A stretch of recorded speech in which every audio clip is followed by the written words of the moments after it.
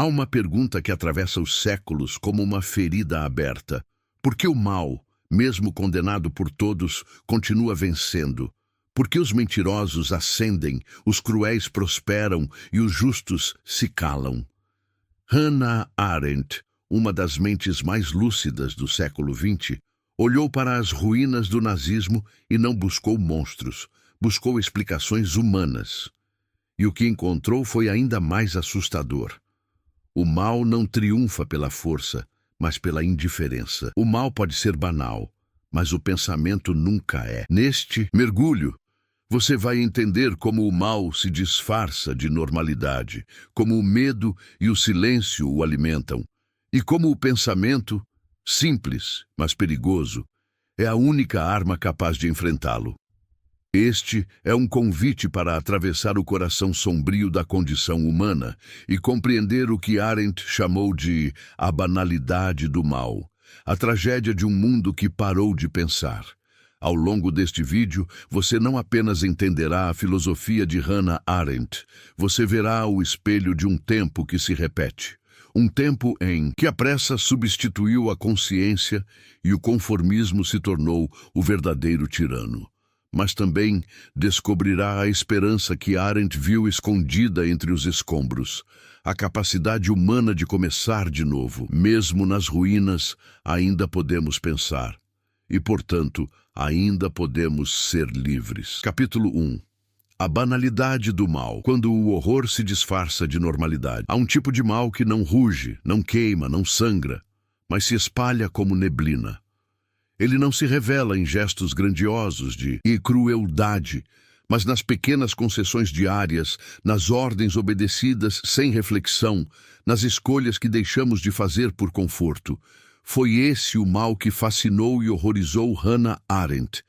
Em 1961, ela viajou a Jerusalém para cobrir o julgamento de Adolf Eichmann, o homem responsável pela logística do Holocausto. Esperava encontrar um monstro, mas encontrou um burocrata. Um homem comum, de terno e óculos, que falava como quem preenche formulários, que nunca matou ninguém com as próprias mãos, mas organizou o transporte de milhões de judeus para a morte. O mal não é cometido por demônios, é cometido por homens que se recusam a pensar. Essa foi a epifania de Arendt. O mal mais perigoso não é o mal apaixonado, é o mal desprovido de consciência. Não é o mal dos tiranos, mas o mal dos obedientes. Ela chamou isso de a banalidade do mal. A transformação do horror em rotina, da destruição em trabalho, da desumanidade em dever. O que Arendt enxergou foi uma ferida profunda na alma do século XX. A capacidade do homem moderno de cometer atrocidades sem sentir culpa, porque o pensamento foi substituído pela obediência. O sistema pensa por ele, a autoridade decide, o indivíduo apenas executa. E assim, o mal se torna eficiente, organizado, limpo, quase invisível. O mal triunfa quando o pensamento adormece. A filosofia de Arendt começa nesse espanto. Como é possível que homens comuns se tornem instrumentos do inferno sem perceber o que estão fazendo? E a resposta é mais perturbadora do que qualquer teoria sobre o diabo. É que o mal pode nascer da ausência de maldade, do vazio, do simples fato de não pensar. Para Arendt, pensar é o mais humano dos atos, e também o mais perigoso, porque pensar exige parar, questionar, resistir. O pensamento é o obstáculo natural à obediência cega. Quem pensa não aceita ordens sem entender suas consequências. Quem pensa se torna uma ameaça ao poder que deseja autômatos. Pensar é um diálogo silencioso entre mim e eu mesmo. Eichmann não pensava, não refletia sobre o sentido de suas ações. Quando perguntado se arrependia, respondeu: cumpri ordens.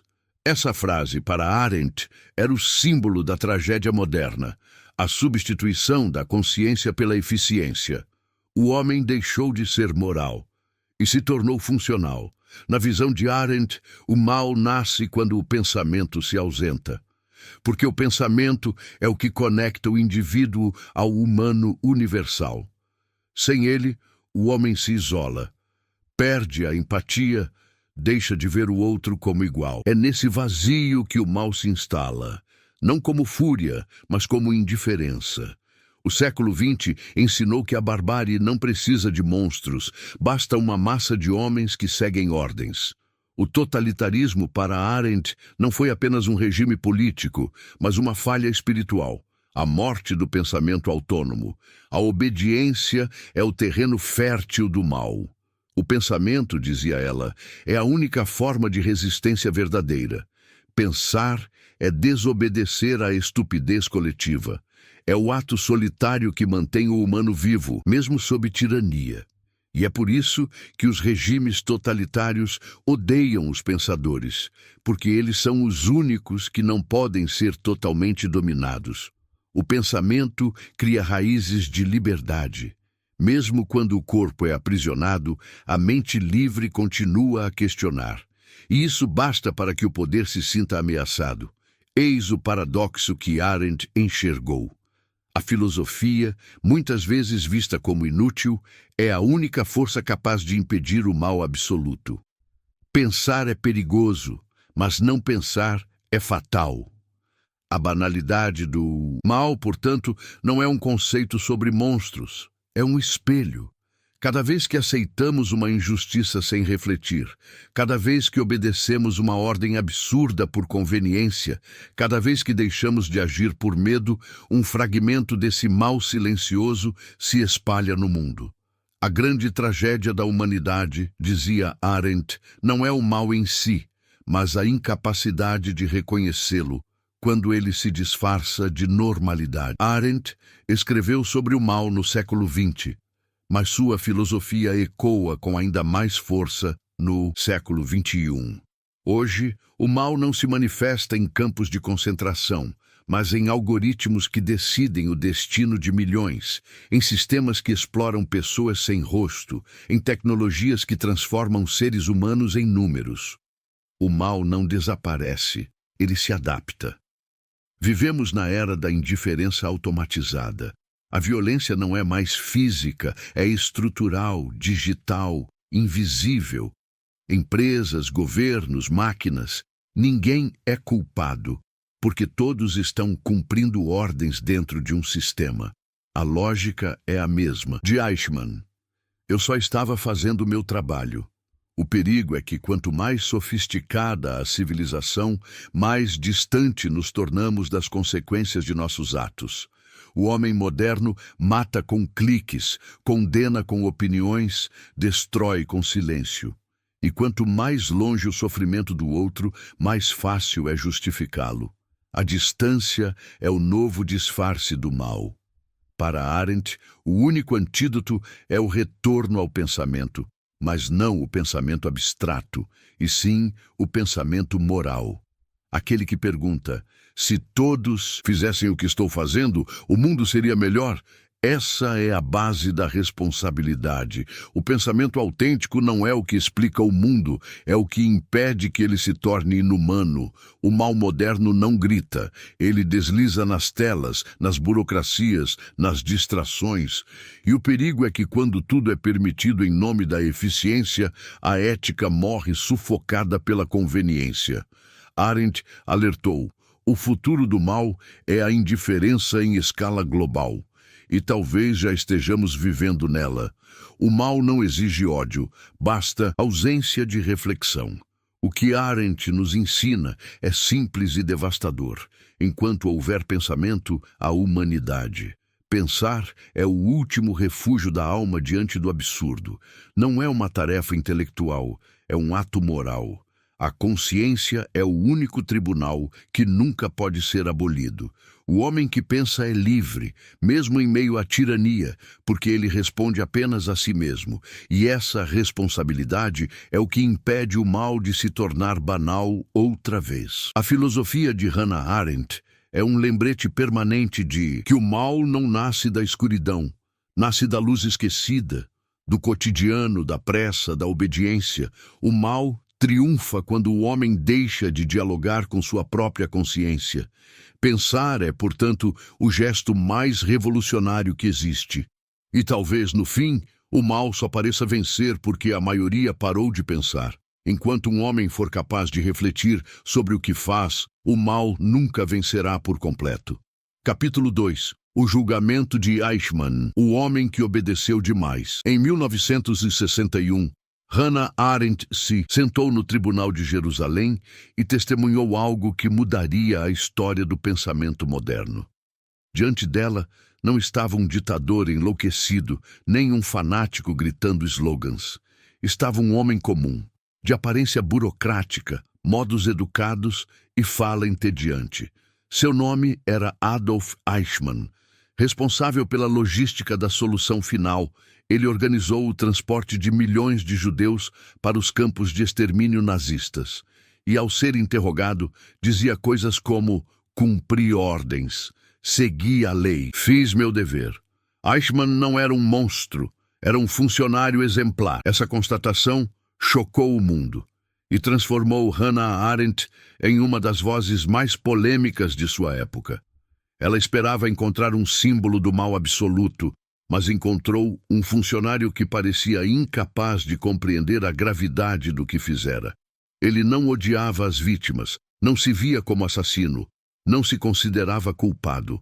Cumpria ordens, reportava resultados, seguia protocolos. E por isso, Arendt viu nele algo novo e assustador. Um homem que havia renunciado à própria capacidade de pensar. O mal, em Eichmann, não era monstruoso, era banal. Ele não tinha intenções demoníacas, mas também não tinha consciência. Era o produto final de uma sociedade que substituiu o julgamento moral pela eficiência, a empatia pela hierarquia, o pensamento pela obediência. O que mais assustava em Eichmann era o fato de ele ser tão normal. Para Arendt, o julgamento de Eichmann não foi apenas o julgamento de um homem, mas o espelho de toda uma era. Um lembrete de que o mal pode vestir terno, falar educadamente, ter uma vida familiar comum e, ainda assim, ser o instrumento da desumanização. A lição mais terrível do século XX é que os maiores crimes da história não foram cometidos por monstros, mas por pessoas que se recusaram a pensar. Durante o julgamento, Eichmann repetia uma frase como um escudo: cumpri ordens. Ele acreditava estar inocente porque havia seguido a lei do seu país. Na cabeça dele, o crime não era crime, porque o Estado o havia transformado em dever. A obediência é o disfarce mais elegante da covardia. Arendt percebeu que o verdadeiro terror do totalitarismo não está na violência explícita, mas na criação de sistemas onde a obediência é glorificada e o pensamento individual é considerado desvio. Eichmann não precisava ser cruel, bastava ser eficiente. O Estado pensava por ele. O sistema moral fora substituído por uma máquina jurídica que redefinia o certo e o errado conforme a conveniência do poder. Para Arendt, isso era o ápice da alienação. Quando o homem se desliga de sua própria consciência e se refugia na autoridade para não sentir culpa. Ao transferir a responsabilidade para o comando, ele mata a parte mais nobre de si, a capacidade de julgar. O que o tribunal revelou não foi apenas um criminoso, mas um modelo de comportamento que pode se repetir em qualquer época. O homem que obedece demais existe em escritórios, governos, corporações, exércitos e igrejas. Ele é o indivíduo que prefere a ordem ao risco de pensar, a segurança da hierarquia ao peso da liberdade. A obediência é o sono da consciência. Arendt observou que Eichmann não era excepcional. Ele era comum, e esse era o verdadeiro horror. O mal, descobriu ela, não precisa de ódio. Precisa apenas de indiferença. O mal não se alimenta de paixão, se alimenta de rotina. Um mundo onde as pessoas apenas fazem seu trabalho É um mundo pronto para repetir as maiores tragédias da história. Eichmann personificava a crise moral da modernidade, a perda do pensamento reflexivo. Pensar exige diálogo interior, exige confrontar-se com as próprias ações, perguntar-se: e se fosse comigo? Mas ele não se fazia perguntas. Arendt escreveu que Eichmann era incapaz de pensar, e esse foi seu verdadeiro crime. A ausência de pensamento não é estupidez, é a origem do mal. Arendt transformou o julgamento de Eichmann em uma investigação filosófica sobre a natureza da responsabilidade. Quem é culpado quando o mal é coletivo? Onde termina a obediência e começa a culpa? Essas perguntas ecoam até hoje. Eichmann não agiu sozinho. Milhares de homens como ele seguiram as mesmas ordens, preencheram os mesmos papéis, fecharam os mesmos olhos. A máquina do mal só funciona porque milhões a alimentam com conformismo. Por isso, o julgamento não era apenas dele. Era o julgamento da própria humanidade. O mal é o resultado da abdicação da responsabilidade. Arendt sabia que a tentação de julgar Eichmann como monstro era grande, porque isso nos absolve. Se ele fosse um demônio, poderíamos dormir tranquilos, certos de que não somos como ele. Mas Arendt não permitiu essa fuga. Ela nos forçou a encarar o espelho. Qualquer um de nós poderia ser Eichmann, se renunciasse ao ato de pensar. O tribunal, em sua sede por justiça, não entendeu a profundidade filosófica da questão. Para os juízes, Eichmann era culpado por crimes contra a humanidade. Para Arendt, ele era culpado por algo ainda mais profundo, por não ter sido humano o suficiente para pensar. O mal é a ausência de pensamento, não de emoção. Essa interpretação escandalizou o mundo. Muitos a acusaram de defender Eichmann. Mas Arendt não o defendia. Ela o desnudava. Mostrava que o mal absoluto não precisa de vilania, apenas de normalidade. E isso é muito mais perigoso, porque o torna invisível, replicável, cotidiano. O julgamento revelou uma verdade incômoda. As leis podem legitimar o mal. O Estado pode exigir crimes. E, quando isso acontece, a única autoridade legítima que resta é a consciência. Pensar se torna o ato mais revolucionário. A obediência à lei nunca deve substituir a obediência à consciência. Eichmann foi condenado à morte, mas o verdadeiro julgamento, aquele que Arendt quis que o mundo assistisse, ainda não terminou. Ele continua acontecendo dentro de cada pessoa que se pergunta se teria coragem de desobedecer o inaceitável. A liberdade começa quando a obediência termina. O tribunal aplicou a pena máxima, mas o que Arendt condenou foi a mediocridade moral, a preguiça de pensar, a renúncia ao próprio julgamento. Ela transformou o caso Eichmann em uma advertência eterna. Quando o homem troca o pensamento pela obediência, ele se torna engrenagem de qualquer tirania. A filosofia de Hannah Arendt não busca apenas entender o mal, mas impedir que ele volte a florescer. E isso só é possível se o homem recuperar sua capacidade de pensar, não como exercício intelectual, mas como prática moral diária. Pensar para ela é o antídoto contra a repetição da história. É o que impede que o mundo volte a aceitar o inaceitável. O pensamento é o último bastião da liberdade, a fortaleza invisível que protege o humano dentro de nós. Enquanto o homem pensar, o mal não será absoluto. E assim, o julgamento de Eichmann permanece aberto, não em Jerusalém, mas dentro de cada consciência. Porque o mal não foi derrotado, apenas mudou de forma. E cabe a cada um de nós impedir que a obediência volte a vencer. Capítulo 3. O totalitarismo e a morte do pensamento, quando o Estado substitui a consciência. O totalitarismo não nasceu da maldade pura, mas do vazio, do cansaço, do medo e da pressa de entregar o próprio destino a quem prometia ordem e sentido. Hannah Arendt compreendeu que o totalitarismo não é apenas um regime político, é uma experiência existencial, um colapso espiritual da humanidade. O totalitarismo começa quando o homem prefere ser comandado a ser livre. Para ela, o que diferencia o totalitarismo de outras ditaduras é o seu desejo de dominar não apenas as ações, mas o pensamento. Enquanto o tirano exige obediência, o totalitário exige adesão. Ele quer o corpo e a alma. Quer que o cidadão não apenas cumpra ordens, mas acredite nelas. E é nesse ponto que a liberdade morre sem resistência. No mundo totalitário, o Estado torna-se uma religião, a ideologia, um dogma e o líder, um profeta.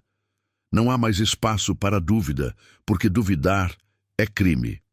Não há mais diálogo, porque a verdade é decretada. O pensamento, essa chama silenciosa que Arendt considerava sagrada, é substituído por slogans. O totalitarismo é a vitória da homogeneidade sobre a pluralidade. É o triunfo da massa sobre o indivíduo. E o que o torna tão devastador é que ele oferece ao homem o que ele mais teme perder: pertencimento. Ao se unir à multidão, o indivíduo se sente protegido, mas paga um preço terrível: a entrega da própria consciência. O totalitarismo não destrói o homem, ele o esvazia. Arendt viu nas massas modernas o terreno fértil do totalitarismo. Milhões de pessoas desconectadas de sentido, isoladas pela velocidade do progresso, carentes de identidade e propósito. O homem moderno, dizia ela, é solitário mesmo no meio da multidão. E é justamente essa solidão que o torna vulnerável. O homem solitário é o mais fácil de manipular. No mundo das massas, todos se sentem dispensáveis, e é aí que o totalitarismo oferece uma cura ilusória: a sensação de importância. Ao servir a uma causa, o indivíduo acredita fazer parte de algo maior. Ele troca a responsabilidade pessoal pela pertença coletiva. E assim, o pensamento crítico é substituído pela fé na ideologia. A ideologia totalitária funciona como um filtro da realidade. Ela diz ao indivíduo o que pensar, o que sentir, o que temer e o que odiar. Ela promete clareza em um mundo confuso, e essa promessa é irresistível. Afinal, pensar por si mesmo é cansativo. Questionar é solitário, mas obedecer traz conforto. A ideologia é o antídoto do medo de pensar. Para Arendt, o totalitarismo não apenas destrói a política, ele destrói o espaço interior onde o pensamento nasce. A política verdadeira, segundo ela, é o encontro entre diferenças, é a convivência da pluralidade. Mas no totalitarismo, o outro deixa de ser interlocutor e passa a ser inimigo. A sociedade deixa de ser diálogo e se torna monólogo. É por isso que os regimes totalitários não toleram a dúvida, porque duvidar é a forma mais perigosa de pensar. O pensamento autêntico é imprevisível, e a imprevisibilidade ameaça o controle. O totalitarismo precisa de previsibilidade, de obediência, de silêncio. Ele transforma cidadãos em engrenagens e a política em fábrica de obediência. O totalitarismo é a negação organizada da espontaneidade humana. A desumanização não começa com a violência física, começa com a padronização mental. Quando todos repetem as mesmas frases, quando o medo de parecer diferente se torna regra, a diz: liberdade já morreu. O homem deixa de ser pessoa e se torna estatística, número, função, e quando a sociedade chega a esse ponto, a morte deixa de chocar. O sofrimento do outro deixa de importar. A empatia é substituída pela eficiência. E o mal, novamente, se torna banal. Para Arendt, o totalitarismo é uma máquina ideológica perfeita. Ele cria uma lógica tão fechada que se torna impossível questionar sem parecer traidor. A ideologia fornece respostas para tudo, mas impede qualquer nova pergunta. Ela é o oposto do pensamento filosófico. A ideologia é o fim da curiosidade. A função da ideologia é libertar o indivíduo do peso de pensar. Ela transforma a complexidade da vida em uma narrativa simples. Nós contra eles, bem contra mal, amigos contra inimigos. E dentro dessa simplificação, o homem sente alívio. Mas esse alívio é a anestesia da consciência. Arendt analisou como tanto o nazismo quanto o stalinismo seguiram esse mesmo padrão. A promessa de um futuro glorioso que justificava qualquer presente brutal.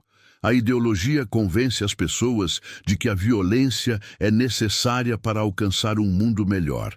E quem acredita nisso já não pensa, porque acredita possuir a verdade. Nenhum mal é mais perigoso do que o cometido em nome do bem. A ideologia também cria um novo tipo de linguagem. Palavras são esvaziadas de sentido e reprogramadas para servir ao poder. Liberdade passa a significar obediência. Paz passa a significar silêncio. Justiça passa a significar vingança. E o povo, sem perceber, começa a falar a língua do opressor. Essa manipulação do discurso é o que Arendt chamou de domínio da mentira organizada. Não é mais preciso censurar fisicamente, basta controlar o significado das palavras. E quando o significado morre, o pensamento morre com ele. Porque pensar é, acima de tudo, dialogar com as palavras. Quem controla as palavras, controla a realidade. O totalitarismo cria, assim, uma prisão invisível. Não há grades, apenas narrativas. Não há muros, apenas crenças. E o homem, acreditando ser livre, repete as frases do poder como se fossem suas.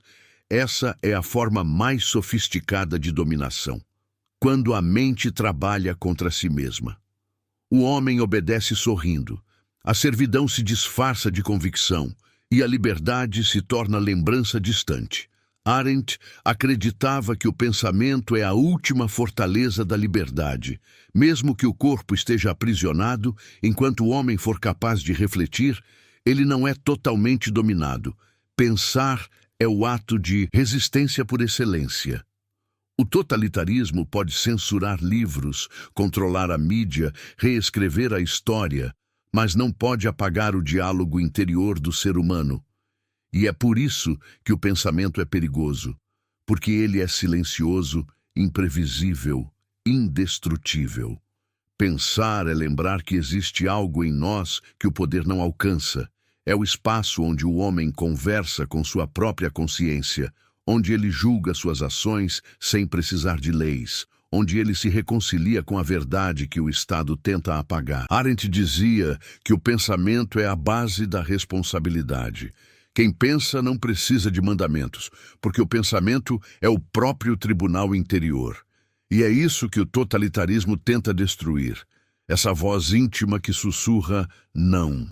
A liberdade começa com um não. Esse não silencioso foi o que salvou alguns homens em meio à barbárie. Foram poucos, mas suficientes para provar que o espírito humano não pode ser domesticado por completo. Enquanto houver um homem capaz de pensar, o totalitarismo nunca será total. E assim, o pensamento se torna um ato político, um gesto de amor pela humanidade. Arendt acreditava que o futuro dependeria não de heróis ou líderes, mas de cidadãos que se recusassem a deixar o poder pensar por eles. O totalitarismo não é o fim do homem, é o teste da sua consciência. No silêncio da mente, entre um pensamento e outro, a liberdade continua respirando. E é ali, nesse espaço invisível, que Deus, a razão e o humano se reencontram. Capítulo 4. A crise da liberdade. Como o medo e a indiferença destroem a política para Hannah Arendt, a liberdade sempre foi o coração pulsante da política. Não a liberdade abstrata dos filósofos, nem a liberdade ilusória prometida pelos governos, mas a liberdade viva, concreta, que nasce do agir em conjunto, do encontro entre seres humanos capazes de pensar e dialogar. A política, dizia ela, é o espaço onde os homens se revelam uns aos outros, onde a pluralidade é celebrada e a diferença é força, não ameaça. Ser livre e agir são a mesma coisa. Mas o século XX mostrou que a liberdade é frágil, não morre de um golpe só. Morre sufocada, lentamente, quando o medo se torna a base da convivência e o silêncio, o preço da segurança. Arendt enxergou que o maior inimigo da liberdade não é o tirano, mas o cidadão indiferente.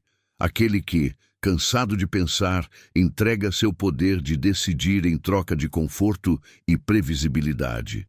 A liberdade exige coragem. Coragem de se expor, de errar, de discordar. Mas a modernidade ensinou o homem a temer a vulnerabilidade.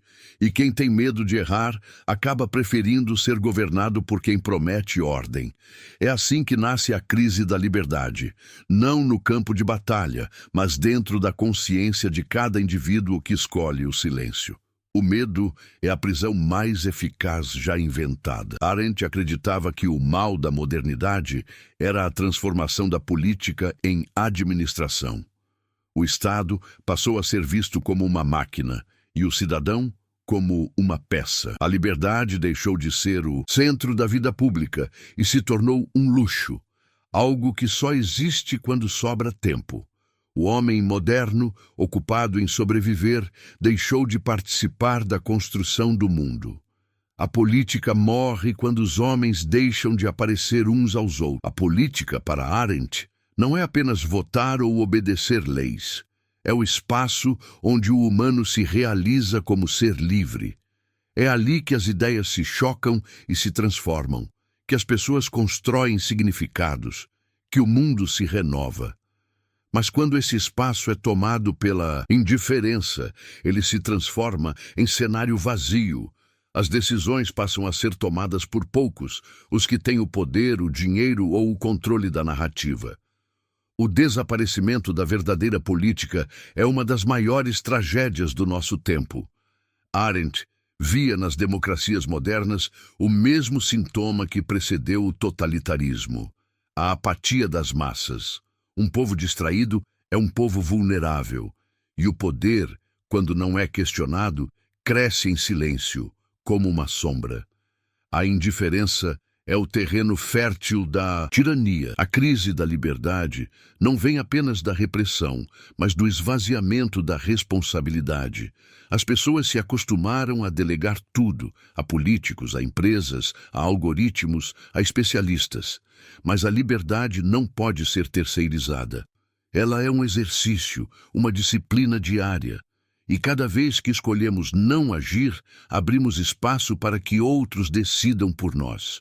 O perigo é que quando o homem abdica de sua capacidade de agir, ele também abdica da sua humanidade. Porque agir é o que o torna humano. Pensar é o que o torna consciente, e juntos pensar e agir formam o tecido da liberdade. A liberdade não é um dom, é uma prática. Arendt entendeu que o medo é o instrumento político mais eficiente da história. Nenhum regime sobrevive sem ele. Não é preciso armas ou prisões quando se controla o medo das pessoas. Basta fazer com que elas temam perder algo: a segurança, o emprego, a reputação, o conforto, o pertencimento. O medo cria súditos antes de criar leis. O medo paralisa o pensamento e anula o diálogo. Quando o medo domina, a verdade se torna irrelevante. As pessoas passam a acreditar no que as tranquiliza, não no que é real. E o poder sabe disso. Por isso, alterna promessas e ameaças, mantendo a população em constante estado de ansiedade. Arendt chamou esse fenômeno de política da manipulação das emoções. O medo é o oposto da liberdade. Enquanto a liberdade nasce do agir em conjunto, o medo isola. Ele quebra os laços entre as pessoas, destrói a confiança, faz do vizinho um inimigo. E quando o medo domina, o Estado não precisa mais controlar. As próprias pessoas se vigiam. O totalitarismo vence quando os homens passam a temer uns aos outros. O medo é também o alimento da indiferença, porque quem vive com medo aprende a fechar os olhos para o sofrimento alheio, e assim o mal cresce. Arendt dizia que o mal não precisa ser amado, basta ser tolerado, e o medo é o cimento dessa tolerância. O mais perigoso é que o medo não precisa ser imposto de fora. Ele pode ser cultivado de dentro, por meio da insegurança, do individualismo, da pressa.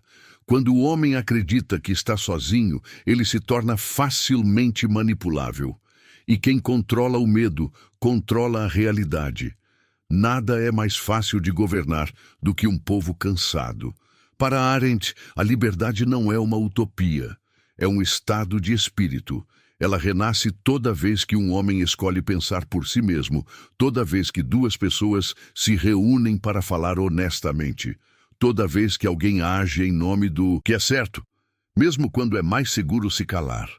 A liberdade começa onde termina o medo. A liberdade não é dada, é criada. Surge do encontro entre consciências, do diálogo, da ação, da coragem de aparecer no mundo. Ela exige que o homem aceite o risco de ser humano, de errar, de se contradizer, de recomeçar, porque a liberdade não é estabilidade, é movimento.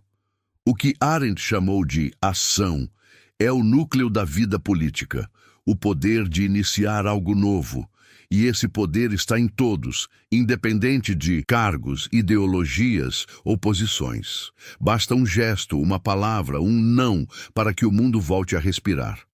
A ação é a resposta humana ao milagre da vida. Por isso, ela acreditava que o maior dever do homem moderno é manter viva a chama da responsabilidade. Pensar e agir são os dois pulmões da liberdade. E quando o medo tenta apagá-los, é preciso lembrar que a coragem não é a ausência de medo, mas a decisão de agir apesar dele. O renascimento da liberdade começa no instante em que alguém recusa a passividade. No momento em que uma pessoa diz, eu me importo, eu penso, eu ajo. Esse é o grito silencioso que nenhum regime pode calar. A liberdade é o milagre de começar algo novo.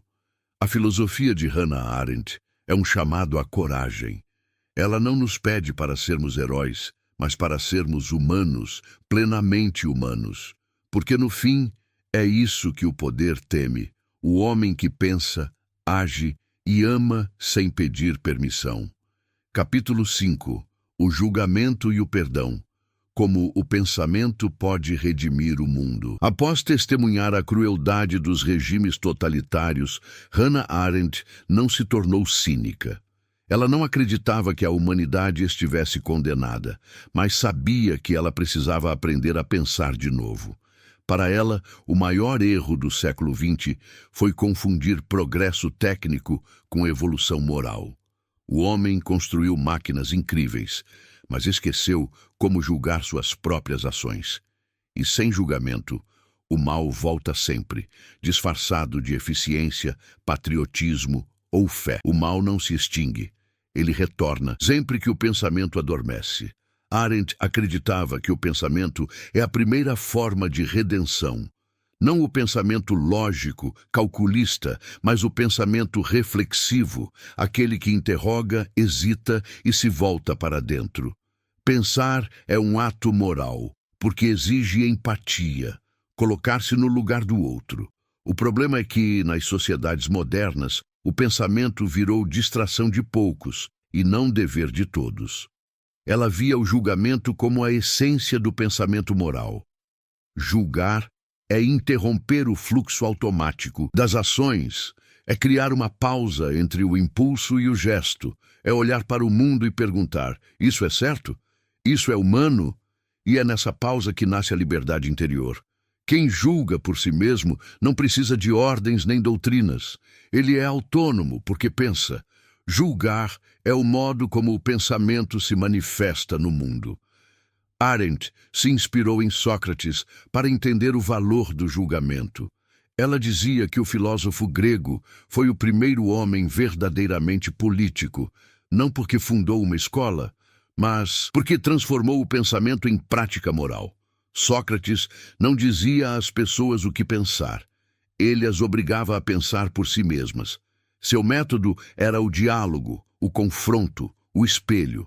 E é por isso que foi odiado, porque pensar incomoda. Pensar é dialogar consigo mesmo. Para Arendt, esse diálogo interior é o verdadeiro tribunal da consciência. É o lugar onde o homem conversa com si mesmo antes de agir. Quando esse diálogo se rompe, quando o indivíduo deixa de se perguntar: posso viver comigo? Depois disso, o mal se torna possível. Eichmann, o burocrata nazista, não tinha esse diálogo. Ele não era capaz de pensar no que fazia. Executava ordens como quem cumpre um cronograma. Foi essa ausência de julgamento que o tornou perigoso. O julgamento, portanto, não é sobre punir os outros, mas sobre impedir que o mal nasça dentro de nós. Julgar é o ato que separa o homem do autômato. É o que nos mantém humanos em meio à desumanidade. Arendt dizia que quem não julga se torna cúmplice, não por maldade, mas por covardia. E a covardia moral é a raiz de todos os desastres políticos. Não pensar é o maior dos pecados, mas Arendt não acreditava em culpa eterna. Ela acreditava em responsabilidade. Ser responsável é reconhecer o que fizemos e o que deixamos de fazer. É não fugir do peso das consequências. Só quando aceitamos nossa responsabilidade, podemos recuperar a dignidade. E segundo ela, o julgamento é o primeiro passo do perdão. Perdoar é lembrar sem repetir. Para Arendt, o perdão não é fraqueza. É a forma mais profunda de romper o ciclo do mal. O perdão não absolve o culpado.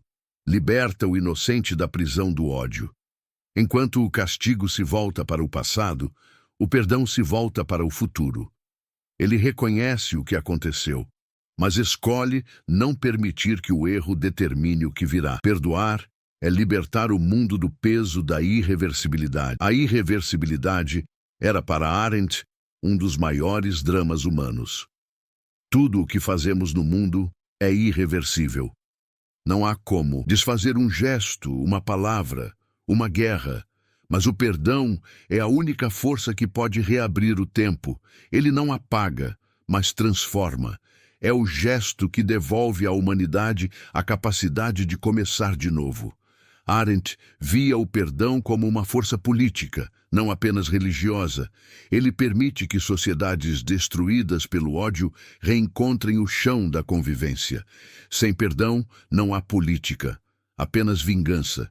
E uma comunidade movida pela vingança está condenada a repetir o mal que deseja punir. O perdão é a revolução mais silenciosa da história. Ela dizia que o perdão exige coragem, porque implica reconhecer que o outro ainda é humano, mesmo depois de ter feito o imperdoável. Não se trata de esquecer, mas de reconstruir. O perdão é o oposto da amnésia. É a lembrança purificada pelo pensamento.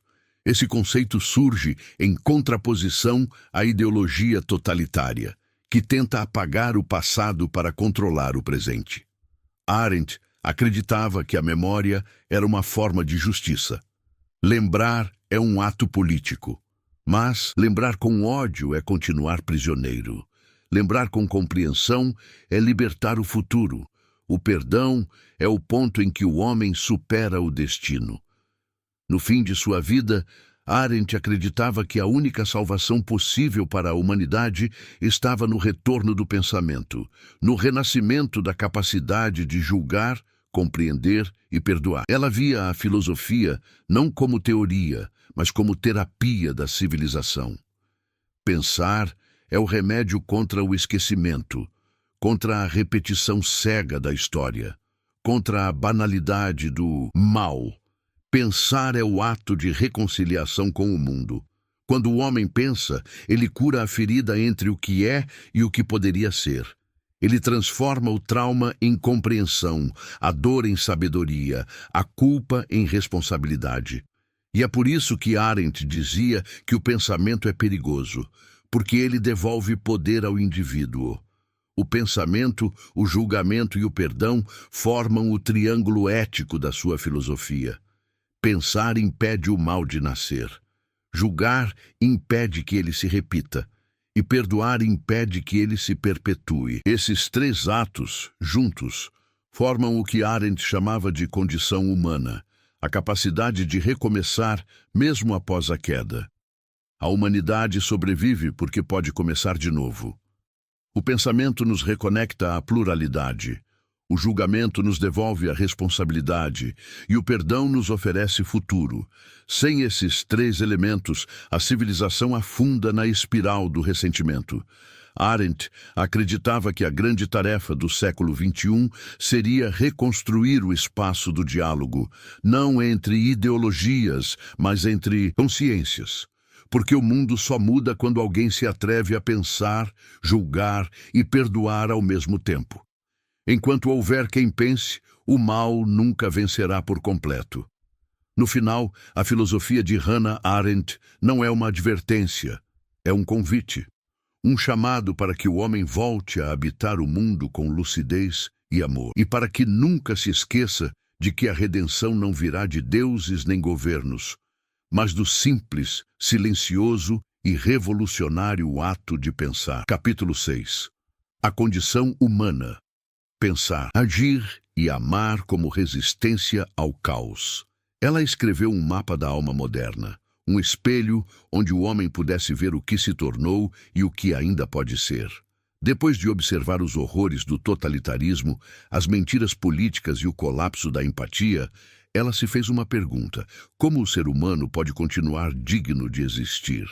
A resposta de Arendt não veio da fé, mas da ação. Ela acreditava que o homem só é verdadeiramente humano quando é capaz de agir, de se colocar no mundo e criar algo novo. E é por isso que ela disse que a política, em seu sentido mais profundo, é o espaço da criação, onde o homem manifesta sua liberdade através do ato de começar. Ser humano é começar algo novo. Arendt dividiu a vida ativa em três dimensões: labor, trabalho e ação. O labor é o ciclo biológico: comer, dormir, sobreviver. O trabalho é o mundo das coisas, aquilo que o homem constrói para durar. Mas é a ação que o torna livre, porque é por meio dela que ele se relaciona com outros seres humanos, dá sentido à própria existência e deixa sua marca na história. Sem ação, a vida se reduz à repetição. Sem pensamento, a ação se torna cega. E sem amor, ambas se tornam vazias. Esses três pilares, pensar, agir e amar, são, para Arendt, a tríade da resistência contra o caos moderno. Eles não eliminam o sofrimento, mas o transformam em sentido. A dignidade humana nasce da capacidade de agir em meio ao absurdo. Para compreender a fragilidade da liberdade moderna, Arendt examinou a transformação do homem em servo da produtividade. Na era industrial, o labor, o esforço necessário para manter a vida, passou a dominar tudo. O homem deixou de criar para o mundo e passou a produzir para o consumo. A obra perdeu valor, porque nada mais é feito para durar. O trabalho virou sobrevivência. Quando tudo é feito para ser usado, o mundo se torna descartável, e o homem também. Arendt via com horror a substituição do pensamento pela eficiência. As pessoas passaram a medir o valor das coisas pelo lucro, não pelo significado. E a política, que antes era o espaço da palavra e da ação, tornou-se refém da técnica.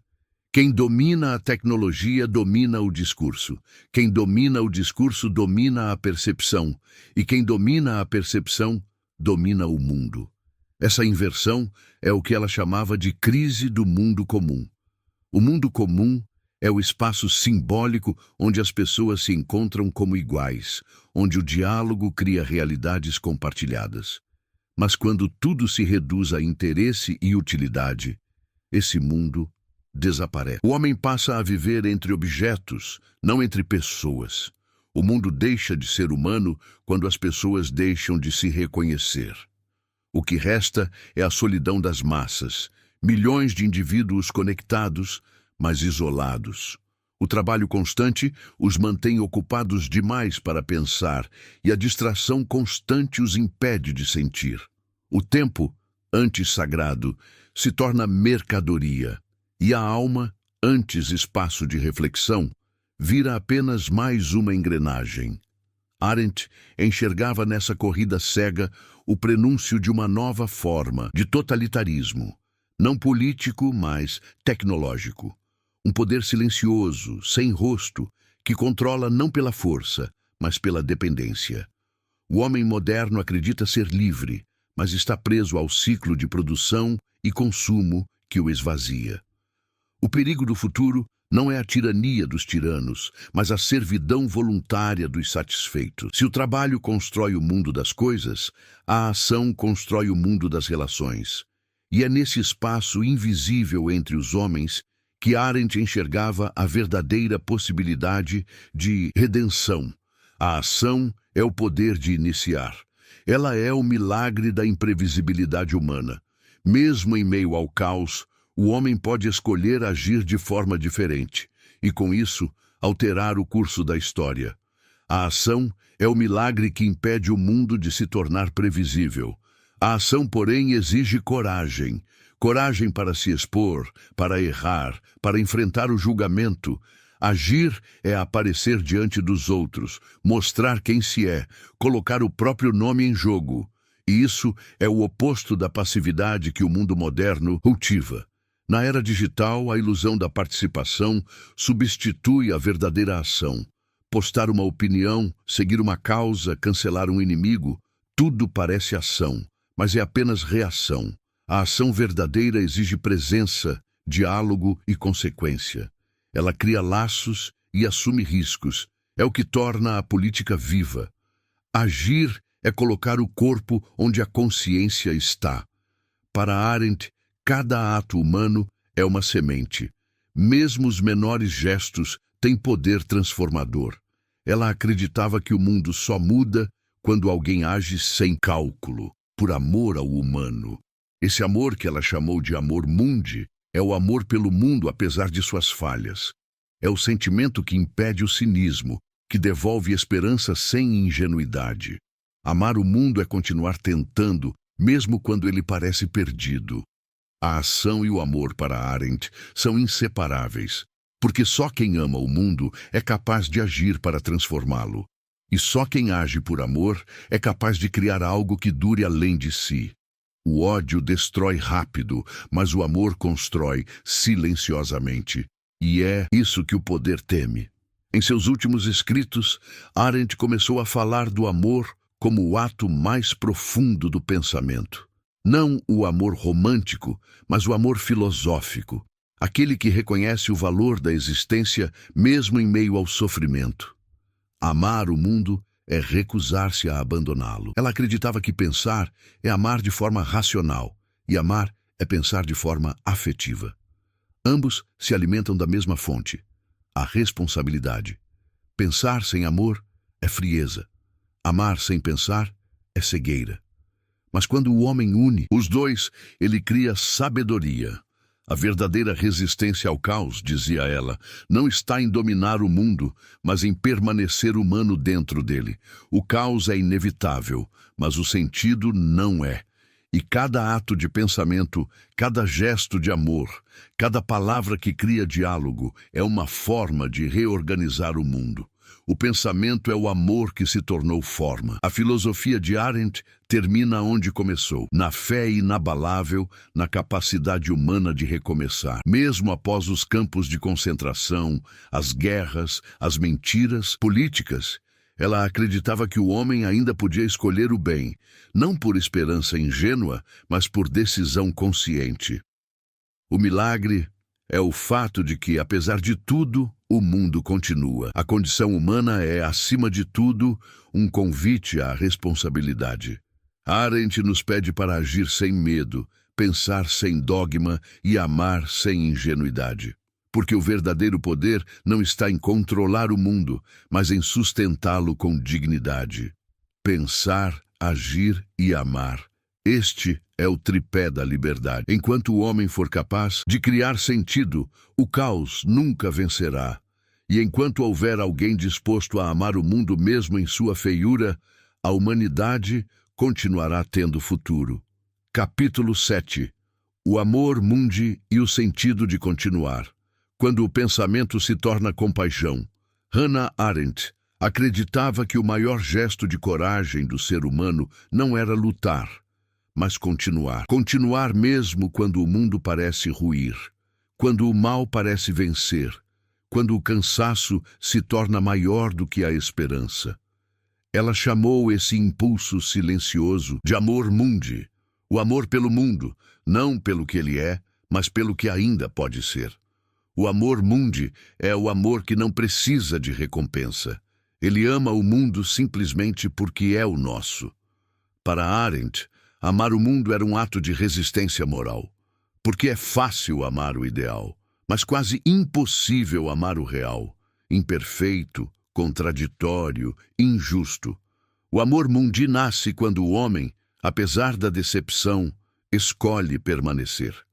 Quando ele continua se importando, mesmo sabendo que talvez não haja salvação. Esse amor é diferente do amor romântico ou religioso. Não se trata de perdão divino, nem de paixão humana, mas de um tipo de fidelidade à existência. É a decisão de não abandonar o mundo mesmo quando ele não corresponde às nossas expectativas. Amar o mundo é dizer, eu fico. Amar o mundo é o oposto do niilismo. O niilismo é o cansaço da alma, a desistência disfarçada de lucidez. Arendt via no amor mundi a cura para essa fadiga espiritual, não porque ele resolve o absurdo, mas porque o transforma em tarefa.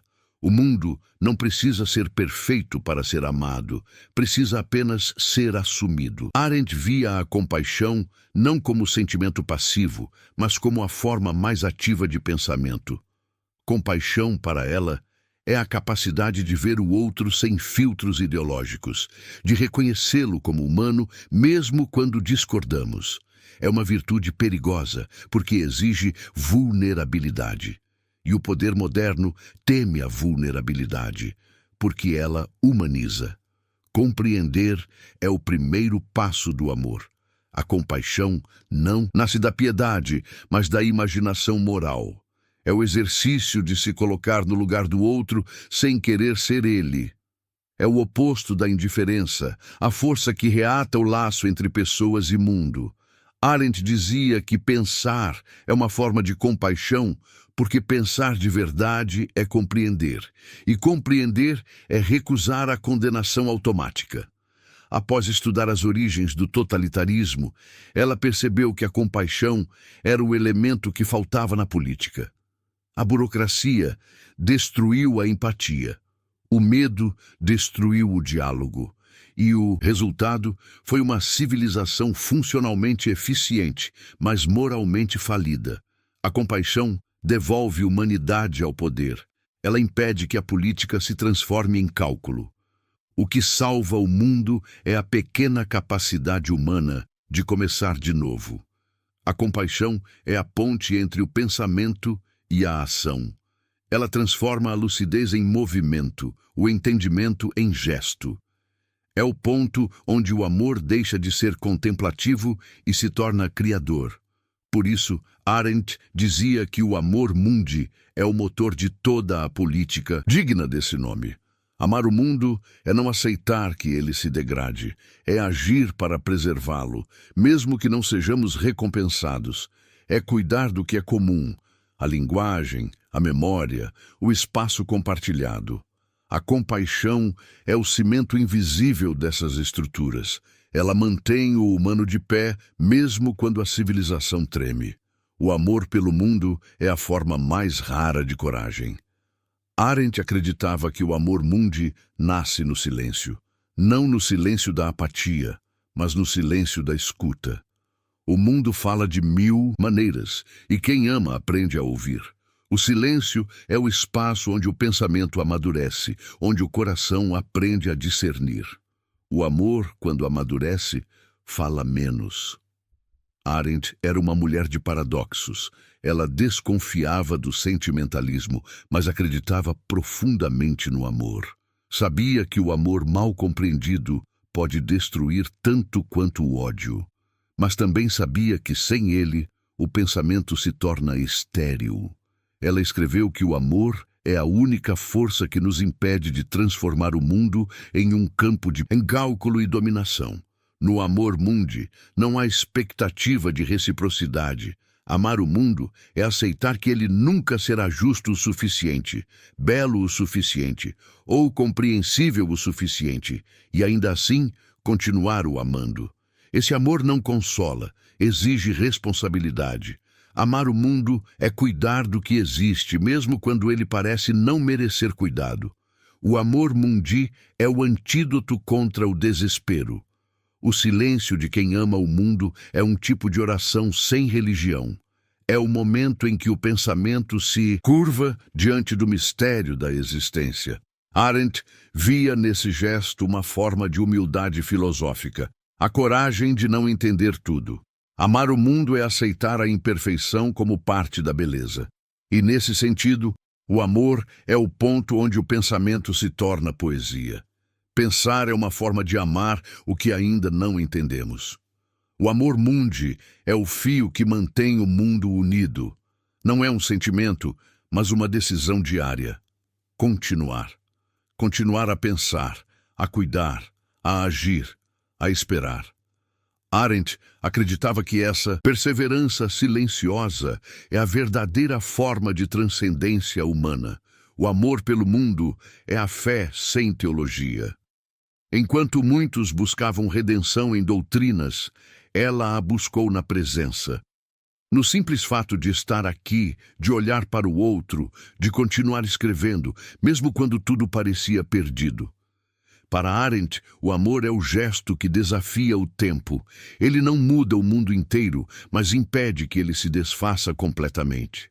A humanidade, dizia ela, só sobrevive porque há sempre alguém que ama o suficiente para começar de novo. E esse alguém não é o herói nem o santo, mas o comum, aquele que no meio da ruína ainda escolhe cuidar. A esperança é o nome político do amor. O amor mundi é a última defesa contra o niilismo. Ele não promete paraísos, mas impede o colapso. E é nesse gesto, quase invisível, quase silencioso, que a civilização se renova. Hannah Arendt não acreditava em salvação final, mas acreditava no milagre do recomeço. Cada novo pensamento, cada nova amizade, cada ato de cuidado é um pequeno recomeço. E é isso que mantém o mundo habitável. Amar o mundo é o ato mais radical de todos. Amar é a forma mais pura de pensamento. Pensar é a forma mais alta de amor. E ambos são o que resta quando tudo mais falha. Por isso, Arendt termina sua filosofia não com desespero, mas com serenidade. A certeza de que, enquanto houver alguém disposto a compreender, a perdoar e a continuar, o mundo ainda terá sentido. Capítulo 8. A banalidade do mal e a responsabilidade de pensar. O perigo de viver no automático. Quando Hannah Arendt viajou a Jerusalém para cobrir o julgamento de Adolf Eichmann, ela não esperava encontrar um monstro. Esperava ver o retrato do mal em sua forma mais pura. Um homem cruel, fanático, tomado pelo ódio. Mas o que viu foi o contrário. Eichmann era banal. Um burocrata de aparência comum, educado, que falava como funcionário exemplar. Não demonstrava arrependimento nem prazer. Apenas repetia com calma que cumpria ordens. Foi ali que Arendt viu algo assustador. O mal não parecia maligno, ele era ordinário, sem brilho, sem fúria. O mal que matou milhões nasceu da ausência de pensamento, não da maldade intencional, mas da incapacidade de pensar, de se colocar no lugar do outro, de julgar, de duvidar. O mal é cometido por pessoas que não pensam. A essa revelação, Arendt deu um nome que mudou a história da filosofia: a banalidade do mal. O mal não é um demônio escondido na alma humana. É o vazio onde o pensamento deveria estar. Ele se propaga em rotinas, em burocracias, em decisões que ninguém questiona. Não nasce do ódio, mas da indiferença. E o mais perigoso: o mal pode ser cometido por pessoas normais, que apenas seguem regras, preenchem relatórios, clicam em botões. O pior mal é o que ninguém percebe como mal. Arendt foi acusada de ser fria, até cruel, ao descrever Eichmann como banal. Mas sua intenção nunca foi absolver o carrasco. Ela quis expor algo mais profundo: a fragilidade da consciência humana. Durante o julgamento, Eichmann não mostrou ódio pelos judeus. Mostrou vaidade, orgulho de ter feito seu trabalho bem feito. Falava em hierarquia, eficiência, dever. Não conseguia ver pessoas, só ordens, relatórios, estatísticas. Era o retrato do homem moderno, técnico, obediente, alienado. Eichmann não era um demônio. Era um homem que se recusou a pensar. O mal banal é o produto de um sistema que transforma seres humanos em peças. Cada um faz sua parte sem ver o todo. E quanto mais fragmentado o processo, mais fácil é esconder a culpa. O operário puxa a alavanca, o oficial assina o papel, o político dá o discurso. Ninguém se sente responsável, mas todos são. Arendt viu que o totalitarismo não precisa mais de tiranos. Ele se mantém vivo por meio da automatização moral. Quando as pessoas deixam de pensar, o sistema pensa por elas. E nesse ponto, a maldade se torna rotina. O mal, então, deixa de ter intenção e ganha função. O mal moderno é eficiente, organizado e sem paixão. A filosofia de Arendt revela que o perigo não está apenas nos fanáticos, mas nos obedientes. Nos que se orgulham de não se meter em política, nos que dizem não tenho nada a ver com isso.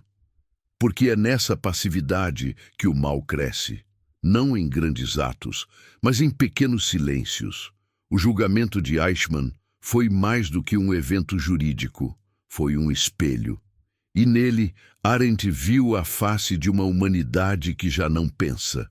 Uma humanidade que obedece, que delega, que repete slogans e dogmas, sem se perguntar o que eles realmente significam. O mal banal começa quando paramos de perguntar por quê. Arendt via o homem moderno como prisioneiro de um automatismo existencial. Trabalha, consome, reproduz, obedece, sem jamais parar para pensar.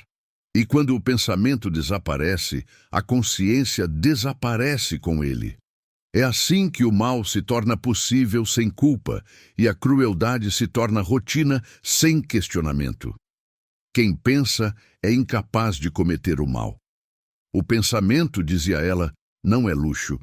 É a fronteira que separa o humano do inumano. Mas a pressa da modernidade destruiu o tempo da reflexão. Tudo precisa ser rápido, prático, útil. E pensar é o contrário de tudo isso. É lento, desconfortável, inútil no sentido imediato. Por isso, o mundo prefere a opinião ao pensamento, a emoção à razão, a obediência à dúvida. O mal banal não nasce de uma ideologia específica, mas de uma falta estrutural de interioridade. O indivíduo moderno terceiriza sua consciência ao partido, à empresa, à religião, à tecnologia. O eu se dissolve em coletivos anônimos e, assim, ninguém se sente responsável. A obediência cega é o terreno fértil da catástrofe. O perigo é que o automatismo moral não exige maldade. Basta preguiça, basta o desejo de se encaixar. E a história prova, as maiores atrocidades foram cometidas por pessoas que apenas faziam seu trabalho. Arendt via nisso um alerta para o futuro. Quanto mais as máquinas decidirem por nós, menos humanos nos tornaremos. E quando o pensamento humano for substituído por algoritmos, o mal deixará de ser banal, se tornará sistêmico. O homem deixa de ser perigoso quando deixa de ser livre. O pensamento, para Arendt, é o maior ato de rebeldia possível. Pensar é parar o mundo por um instante, romper com o fluxo do automático, interromper o mal antes que ele se torne hábito. Pensar é desobedecer ao óbvio. Pensar é o começo de toda a liberdade. A banalidade do mal não é um conceito sobre o passado, é um espelho do presente. Cada vez que agimos sem reflexão, cada vez que repetimos sem compreender, alimentamos o mesmo vazio que tornou possível Auschwitz. Arendt nunca disse isso com leveza. Ela sabia o peso dessa verdade. O mal não é um acidente histórico. É uma possibilidade permanente. Mas há esperança, porque o pensamento também é permanente. Ele não depende de sistemas, de ideologias, nem de líderes. Depende apenas de uma decisão íntima, a de não ser um espectador da própria vida. O pensamento é a raiz da resistência. Pensar é amar o mundo o suficiente para não deixá-lo nas mãos da estupidez. É um ato político e espiritual, e cada pessoa que pensa, de verdade, com profundidade, com empatia, é uma muralha invisível contra o mal.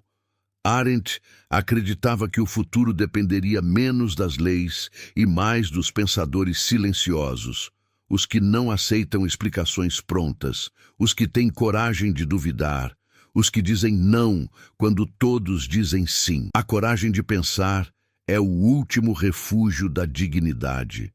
Por isso, sua filosofia termina onde toda ação moral começa, no pensamento que antecede o gesto.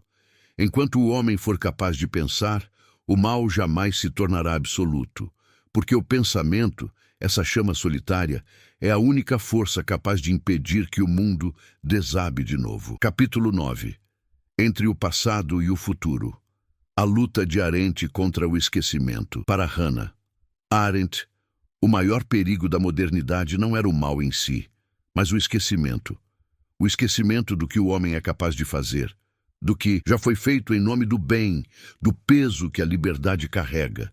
Ela via no esquecimento uma forma de decadência moral, porque o mal só precisa de uma coisa para se repetir: o tempo necessário para ser esquecido. O esquecimento é o cúmplice mais silencioso do mal. Em seu livro Entre o Passado e o Futuro, Arendt tenta reconciliar o homem com sua própria história. Ela acreditava que o século XX havia produzido uma ferida profunda, uma ruptura entre o que fomos e o que ainda poderíamos ser. Os antigos valores ruíram, as tradições perderam autoridade e o futuro, outrora promissor, se transformou em ameaça. Vivemos, dizia ela, em um vazio entre tempos, sem chão no passado e sem confiança no amanhã. Estamos suspensos entre o que foi e o que não é mais. Esse vazio é perigoso, porque um povo sem memória é um povo manipulável. Quem controla o passado, controla o presente. E quem destrói a memória, destrói a identidade. Arendt via isso com clareza nas ditaduras. Elas não apenas matavam pessoas, mas apagavam suas histórias. Controlar o esquecimento é o poder mais absoluto de todos. O mal não precisa mentir. Basta fazer esquecer. Mas para Arendt, lembrar não era um ato de melancolia. Era um ato de resistência. Lembrar é reconstruir a ponte entre o que fomos e o que somos. É devolver ao homem a continuidade da própria consciência. Sem memória, não há responsabilidade. E sem responsabilidade, o mundo se torna um presente sem alma. Arendt acreditava que o pensamento nasce do atrito entre o passado e o presente. O homem pensa quando é obrigado a confrontar o que herdou com o que vive. Por isso, ela dizia que o pensamento é um diálogo entre gerações, um diálogo que só morre quando uma delas para de ouvir. O passado não está morto, ele nos observa. A ruptura com a tradição foi, para Arendt, a tragédia oculta da modernidade. Durante séculos, o homem se orientou por heranças, religião, moral, filosofia. Mas o século XX quebrou essa bússola. A ciência destruiu o mito, a política destruiu a confiança e a guerra destruiu o sentido. O homem ficou livre, mas também perdido. Ela não desejava um retorno ao passado. Sabia que o tempo não volta. O que propunha era reconciliação, reaprender a pensar com o passado sem ser prisioneiro dele. Aprender a usar a tradição como fonte de sabedoria, não como algema.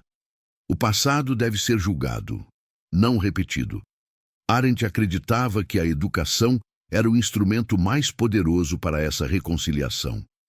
Educar, para ela, era introduzir o novo no mundo sem destruir o antigo. Era proteger a criança do caos do presente e, ao mesmo tempo, prepará-la para transformá-lo. Por isso, a crise da educação era, para ela, uma crise da civilização. Quando uma sociedade deixa de ensinar o passado, ela produz adultos órfãos, incapazes de compreender o que fazem. A educação é o ponto em que decidimos se amamos o mundo o bastante para salvá-lo. O pensamento, para Arendt, era o antídoto contra o esquecimento. Pensar é lembrar de modo criativo, é resgatar o passado para compreender o presente. Mas a pressa contemporânea tornou o homem amnésico. Vivemos cercados de informação, mas incapazes de transformar informação em sabedoria. O conhecimento se tornou superficial, o aprendizado descartável. E uma sociedade que esquece, repete. Arendt acreditava que o futuro não é destino, é responsabilidade. Ele não acontece, é construído. E o primeiro passo para construí-lo é enfrentar o passado sem medo. Não com nostalgia, mas com lucidez. O passado é a prova viva de que o homem é capaz tanto da destruição quanto da criação.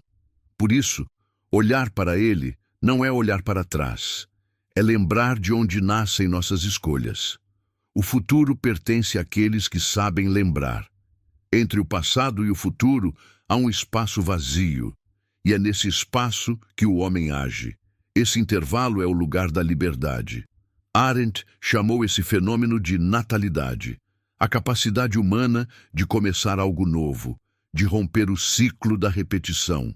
A natalidade é o contrário do fatalismo. É o poder de dizer, mesmo depois de tudo, eu ainda posso. Mas o homem moderno teme o novo tanto quanto o antigo. Teme o passado por culpa e teme o futuro por incerteza. Por isso, se refugia no presente. Um presente contínuo, anestesiado, onde nada realmente muda. Arendt via nisso um sintoma de decadência espiritual. A verdadeira liberdade nasce quando o homem aceita a tarefa do tempo, honrar o que foi e criar o que ainda não é. Cada nascimento é uma promessa feita ao futuro. A filosofia de Arendt é uma pedagogia da esperança. Ela não ignora o horror, mas o transforma em lição. Seu pensamento nos ensina que lembrar é reconstruir, que julgar é recomeçar e que o futuro depende menos da tecnologia e mais da capacidade humana de não esquecer quem é. O futuro será humano apenas se o passado for lembrado. Arendt dizia que lembrar é amar, porque só quem ama o mundo é capaz de suportar suas memórias. O esquecimento para ela é uma forma de covardia, a recusa de olhar para o sofrimento que ajudamos a criar. Mas o amor mundi, o amor pelo mundo, não foge da dor. Ele a transforma em compromisso. A memória é o altar onde o amor e a responsabilidade se encontram. Amar o mundo é lembrar dele, mesmo quando ele nos decepciona. É recusar o conforto da ignorância. A lembrança mantém vivo o elo entre as gerações, a dignidade dos mortos e a chance dos vivos.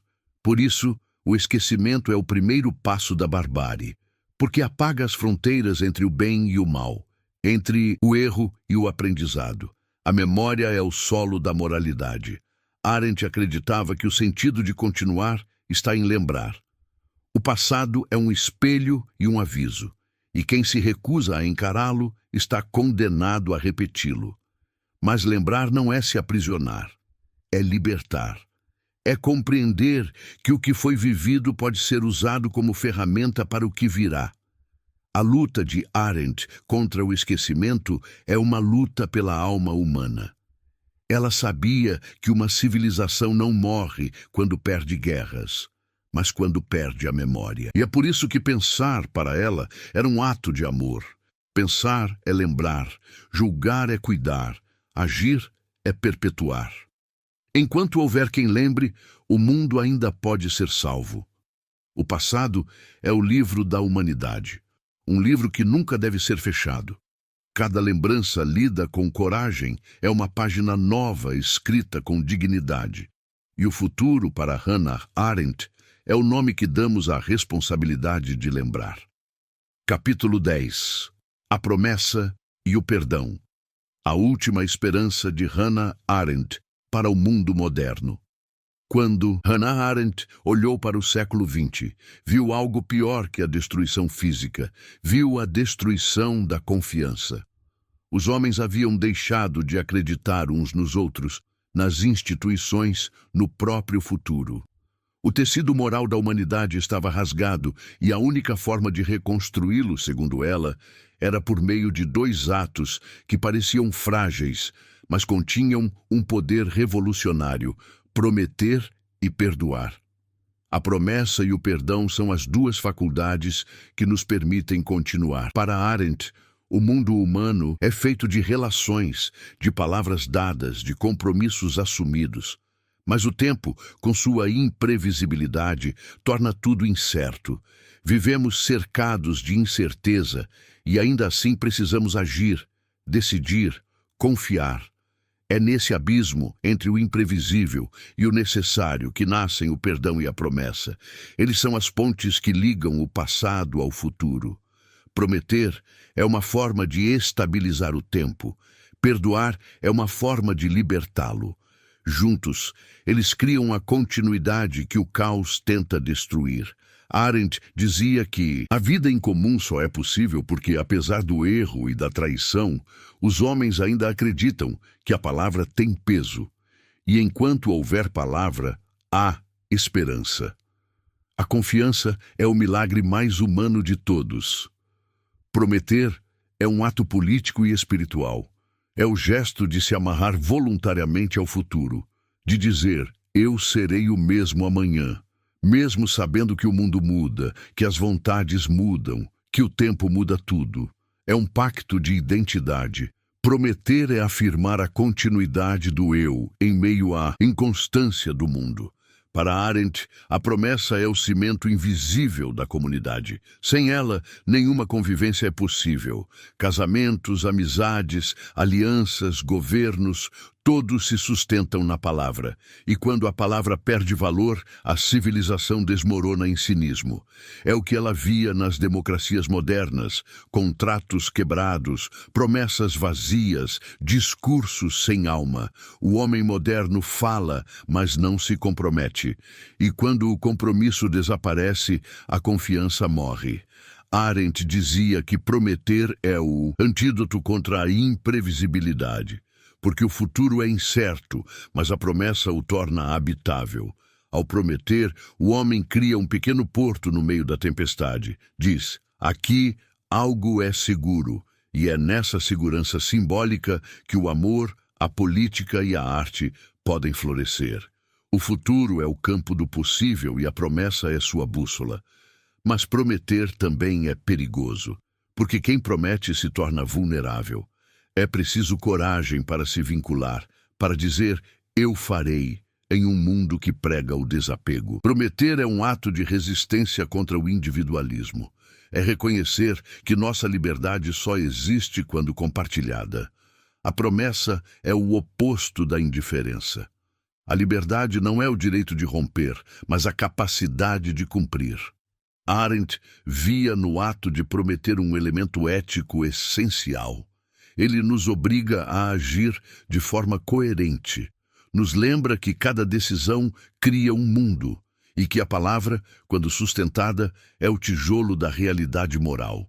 A crise da palavra, portanto, é a crise do mundo e só pode ser curada com o retorno da responsabilidade. A promessa é o elo entre a liberdade e o dever. Se a promessa estabiliza o futuro, o perdão liberta o passado. Arendt acreditava que o perdão é uma das maiores invenções humanas, porque é o único poder capaz de anular o peso da irreversibilidade. Tudo o que fazemos no mundo é irreversível, cada palavra dita, cada gesto, cada omissão. Mas o perdão abre uma fenda no tempo. Permite que algo novo comece, mesmo depois do erro. O perdão é a interrupção do inevitável. Perdoar para Arendt não é esquecer, é lembrar de forma diferente, é reconhecer o mal, assumir sua gravidade e ainda assim escolher não se deixar determinar por ele. O perdão não absolve o culpado, liberta o ofendido. É o gesto que impede o passado de se transformar em prisão. Sem perdão, não há liberdade. Ela via o perdão como um ato político, não apenas religioso. Porque as sociedades só sobrevivem quando aprendem a perdoar suas próprias falhas. Sem perdão, o mundo se torna um cemitério de ressentimentos. Cada grupo alimenta sua dor, cada nação guarda sua vingança e a história se repete como maldição. O perdão é o que Arendt chamava de milagre da ação. Assim como a natalidade permite o nascimento do novo, o perdão permite o renascimento do humano. Ele é a manifestação mais pura da liberdade, porque rompe o ciclo da reação automática. É o momento em que o homem deixa de responder e começa a criar. Perdoar é dizer ao tempo, você não me controla mais. Mas perdoar exige grandeza, porque o ressentimento dá prazer, e o perdão exige humildade. O ressentimento alimenta o ego, mas mata o espírito. Arendt acreditava que o perdão é o ato mais revolucionário do amor mundi, porque restaura o laço humano onde o ódio havia cavado um abismo. O perdão é o mais raro e o mais humano dos milagres. A promessa e o perdão são os dois polos da condição humana. Um olha para frente, o outro para trás. Entre ambos, o homem se sustenta. São os gestos que permitem que o mundo continue, apesar das falhas, das traições e das ruínas. O milagre do mundo é que ele ainda existe. Arendt acreditava que a política, em sua essência mais pura, é o espaço onde esses dois gestos se encontram. A promessa cria a confiança que une os homens. O perdão dissolve o peso que os separa. Juntos, eles tecem a teia invisível da civilização. E essa teia é frágil. Não pode ser mantida pela força, mas pela responsabilidade. Prometer é acreditar que o outro existe. Perdoar é acreditar que o outro pode mudar. Ambos exigem fé no humano, mesmo quando o humano falha. Essa fé é a essência da filosofia de Arendt. Não uma fé teológica, mas uma confiança terrena, conquistada na convivência, renovada pelo pensamento. O amor pelo mundo se manifesta no perdão e na promessa. No fim, Arendt não nos deixou um sistema, mas uma ética da continuidade. Ela acreditava que o mundo sobrevive não por causa dos fortes, mas por causa dos que recomeçam. Cada ato de perdão é um recomeço. Cada promessa cumprida é um milagre. E é desses pequenos gestos invisíveis que a humanidade se reconstrói, geração após geração. Enquanto houver quem perdoe, o mundo ainda pode começar de novo. Pensar, julgar, perdoar, prometer. Essas são as 4 virtudes que Arendt legou ao futuro. São os 4 pilares de um mundo humano em meio ao caos e à desconfiança. O pensamento impede o mal. O julgamento traz responsabilidade. O perdão liberta o passado. E a promessa sustenta o amanhã. O futuro não é dom, é dever. Arendt morreu acreditando que o homem ainda podia salvar o mundo, não com ideologias, mas com gestos. com a simples coragem de dizer sim ao tempo, não ao esquecimento e, ainda, à humanidade. Há pensadores que tentam explicar o mundo, e há Hannah Arendt, que tentou salvá-lo, não com dogmas nem com sistemas, mas com uma fé silenciosa na dignidade humana. Ela acreditava que, mesmo após as ruínas do século XX, a chama do pensamento ainda podia iluminar as sombras da história. Porque pensar para ela era mais do que raciocinar, era lembrar, julgar e compreender. E compreender é o primeiro passo para o perdão. O sentido da vida está no próprio ato de pensar. A filosofia de Arendt é um testemunho da coragem intelectual. A coragem de encarar o mal sem transformá-lo em mistério, de olhar o abismo e ainda assim escolher o amor pelo mundo. Ela nos ensinou que o pensamento é uma forma de resistência e o amor, mundi, uma forma de compromisso.